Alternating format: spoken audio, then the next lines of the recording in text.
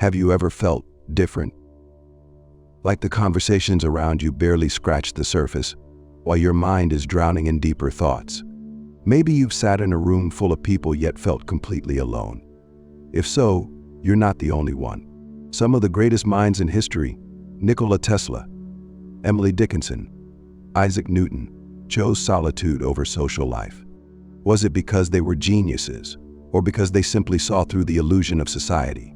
Arthur Schopenhauer, one of the most brutally honest philosophers of the 19th century, believed that intelligence and loneliness go hand in hand. But is isolation truly the price of brilliance, or just a convenient excuse to avoid connection? Imagine a man lost in thought, unraveling the mysteries of existence, while the world around him debates the latest celebrity scandal. While others obsess over gossip and trivialities, he is contemplating life, death, and the meaning of it all. Schopenhauer believed that the more intelligent a person is, the harder it becomes to connect with the masses.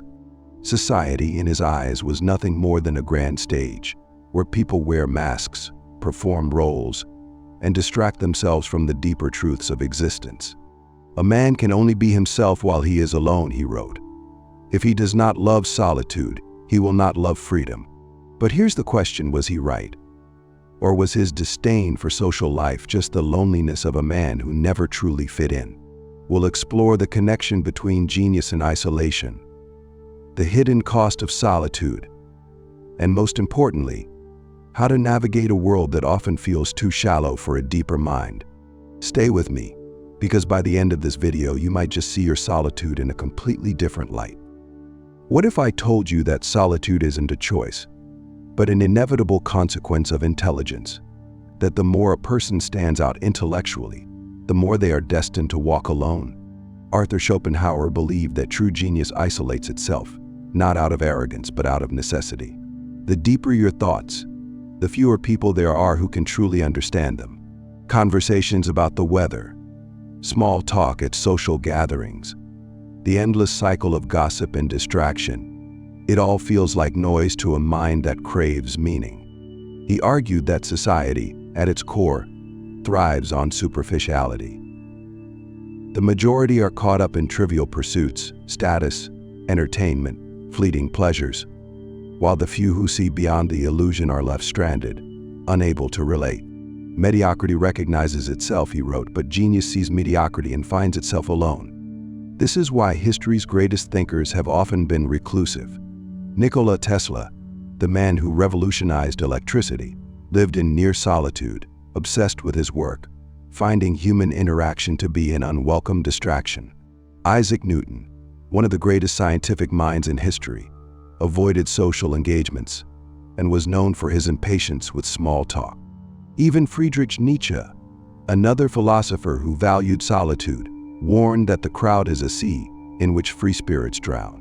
But here's the paradox. While intelligence creates the urge to detach from the world, it also comes at a cost. A thinker may see further, but they also feel more deeply. The inability to connect can lead to frustration, even despair.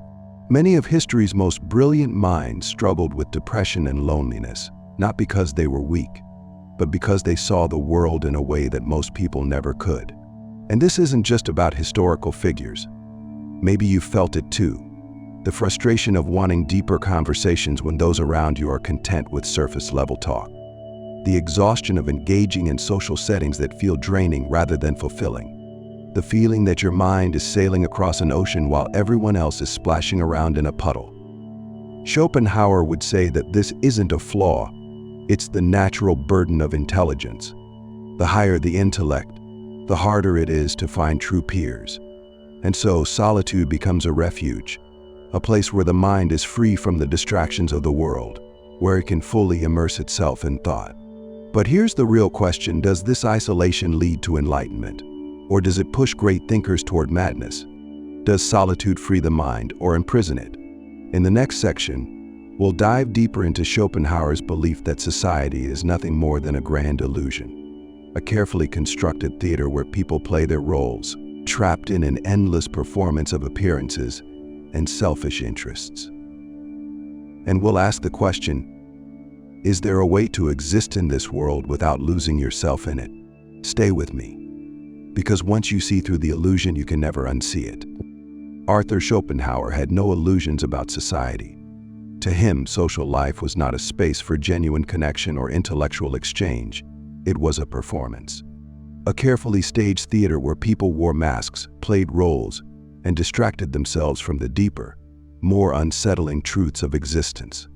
He believed that the average person is not driven by a desire for wisdom or truth, but by petty impulses, status, recognition, and the endless pursuit of trivial pleasures. Sociability is for most people just a mask under which they hide their banality, he wrote. Society, in his eyes, was not a place where intellect was celebrated, but where it was stifled. You think about it. How often do people engage in conversations that truly matter? How many interactions are built on pretense, on empty pleasantries, on a desperate need to fill the silence? Social gatherings, dinner parties, online debates, so much of it is noise, a spectacle of people performing for one another, rarely revealing their true selves. Schopenhauer argued that most people are trapped in a cycle of superficiality, enslaved by what he called the will, an unconscious force that drives human behavior. This will compels people to chase fleeting desires, approval, attention, entertainment. But none of it leads to fulfillment. Instead, it keeps them distracted, ensuring they never pause long enough to ask the bigger questions: who am I? What is the purpose of all this? And this, Schopenhauer believed, was why intelligent people struggled with social life. When you see through the illusion, it becomes impossible to unsee it. The parties, the small talk, the endless social obligations, they no longer feel like opportunities for connection. They feel like a burden, like a game where the rules were designed for someone else. This was not just Schopenhauer's perspective. Other great thinkers shared his disdain for the superficiality of society. Friedrich Nietzsche, who admired Schopenhauer's work, claimed that convictions are more dangerous enemies of truth than lies. People, he argued, do not seek truth. They seek comfort. They prefer illusions that reinforce their beliefs rather than realities that challenge them. And this creates an insurmountable gap between the brightest minds and the rest of humanity. The genius seeks truth, while society clings to its illusions. The result: intellectual isolation, a loneliness not born from choice, but from the inability to find others who see the world as it truly is. But this isolation comes with a cost. The more disconnected a person becomes from the social world, the more they risk falling into disillusionment, even contempt. Schopenhauer recognized this danger. He knew that rejecting the illusions of society could lead to bitterness, a cold, detached view of the world that, in the end, might be just as limiting as the illusions themselves. So what is the solution? If society is a performance, and intelligence leads to isolation, how should a thinker navigate this world without losing themselves in it? Schopenhauer believed there was only one way: to embrace solitude, not as a burden, but as a privilege. To step away from the illusions and use isolation as a space for deeper contemplation, free from the distractions of social pretense. But is that truly the answer? Can a person really exist outside the world of social interaction without losing something essential? And what happens when solitude stops feeling like freedom and starts feeling like a prison? In the next section, we'll explore the hidden cost of isolation, the fine line between enlightenment and loneliness, and the struggles of history's greatest minds as they walked the path of solitude. Stay with me, because the deeper we go, the more difficult it becomes to return. Solitude is a double-edged sword. On one side, it offers freedom from the distractions of society, from the shallow conversations, from the expectations that demand you play along with a world that feels empty. But on the other side, there is loneliness, and even the greatest minds have not been immune to its weight. Arthur Schopenhauer believed that for those who see beyond society's illusions, isolation is inevitable. But he also recognized that this isolation could become a burden. He saw how many of history's most brilliant thinkers, people who rejected the noise of the world, struggled with despair, depression, and even madness. Because solitude, for all its advantages, comes at a cost. Take Nikola Tesla, for example. a genius whose inventions changed the world. Yet he lived in near complete solitude, avoiding human contact whenever possible. He once said, "Be alone. That is the secret of invention. Be alone. That is when ideas are born." But his solitude also consumed him, leaving him penniless, forgotten, speaking only to the pigeons he fed in his final years. Or consider Friedrich Nietzsche, a philosopher who spent much of his life in isolation, writing works that would change the course of human thought. Yet he, too, suffered deeply, battling illness, loneliness, and eventually losing his mind. Even Isaac Newton, who revolutionized science, withdrew from the world, avoiding social interaction whenever he could. His genius set him apart, but it also left him distant, cold, and unable to form close relationships. Schopenhauer himself understood this struggle. He spent most of his life alone, convinced that solitude was the price of intellectual freedom. Yet, despite his wisdom, he often seemed bitter, frustrated by a world that refused to see what he saw. His belief in the superiority of solitude didn't always shield him from its darker consequences. Because here's the truth: humans are social creatures. Even those who reject society cannot completely escape the need for connection. The paradox of intelligence is that while it seeks solitude to think freely, it also craves understanding, someone who can share in its vision, someone who speaks the same language of thought. But the higher the intellect, the rarer that connection becomes. And for many, that longing is never fulfilled. This is why so many great thinkers, despite their brilliance, experience profound loneliness. Their isolation gave them space to create, but it also meant living with the knowledge that few, if any, would ever truly understand them. So what is the answer? If intelligence leads to solitude, and solitude leads to suffering, is there a way to exist without losing oneself to either extreme? Schopenhauer believed that the key was not to reject solitude, but to master it, to see it not as a punishment, but as a refuge, a space to cultivate one's mind without falling into despair. But even he knew that total isolation was not the answer. He argued that while a thinker could never fully fit into society, they should still engage with it, strategically, not seeking deep connection in every encounter, but carefully choosing where to invest their energy, and learning to coexist with the world without being consumed by it. Because if solitude is a necessity, then balance is the challenge. Too much engagement with the world, and you risk losing yourself in its distractions. Too much distance, and you risk becoming trapped in your own mind. So where is the line? How do you navigate a world that feels too shallow without losing your place in it? And if intelligence naturally leads to isolation, how do you keep that isolation from turning into something darker?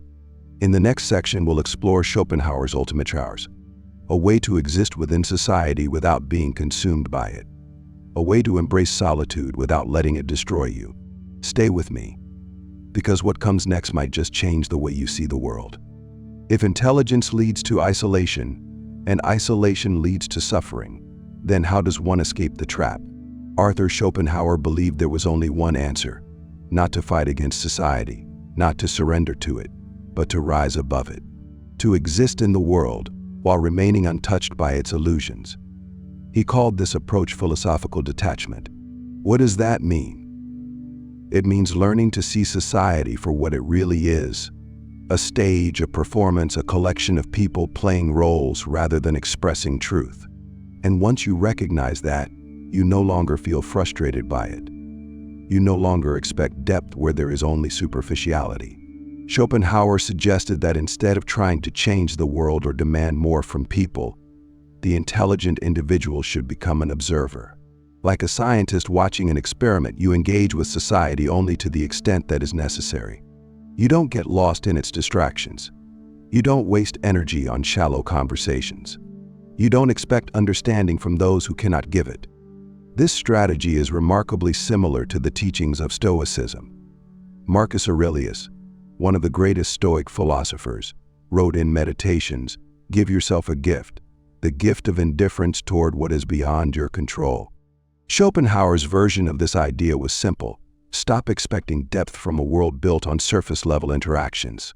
Stop searching for meaning in places where it does not exist. Instead, Cultivate your mind in solitude, and when you must interact with society, do so strategically. Think of it like this.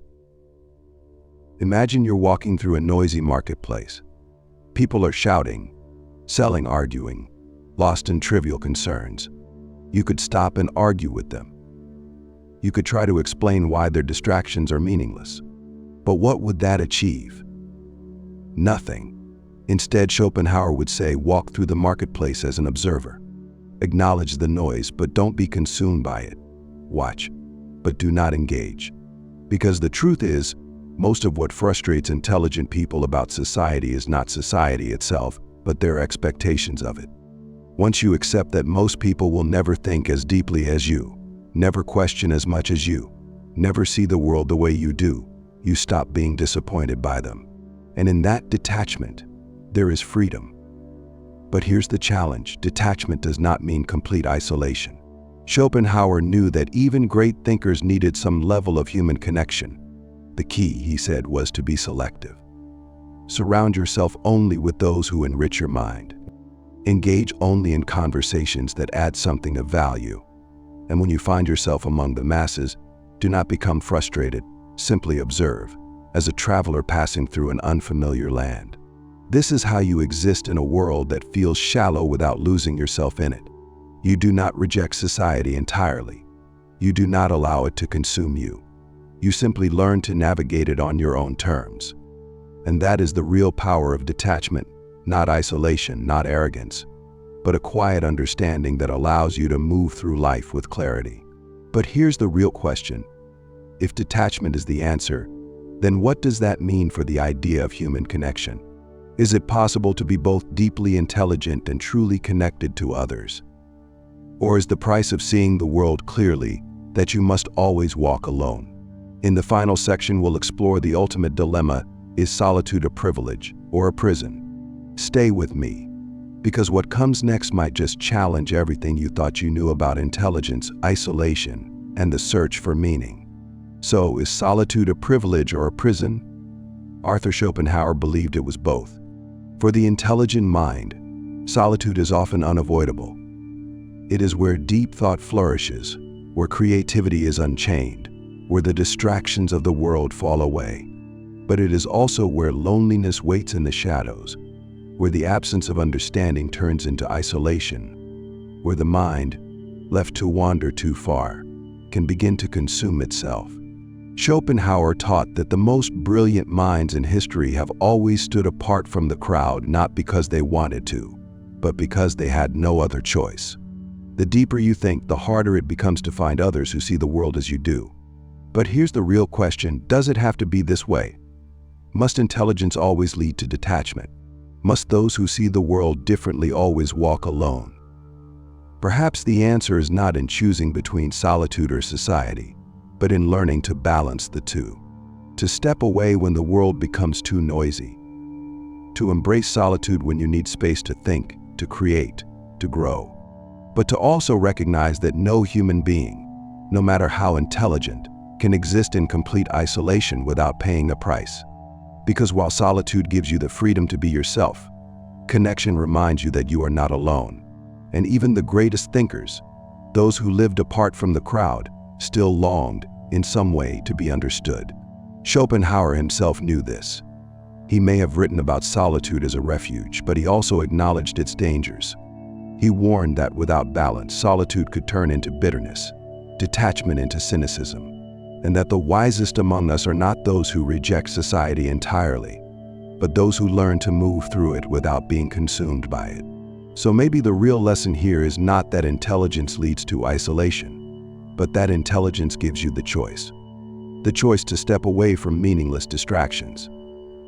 The choice to seek out rare but meaningful connections.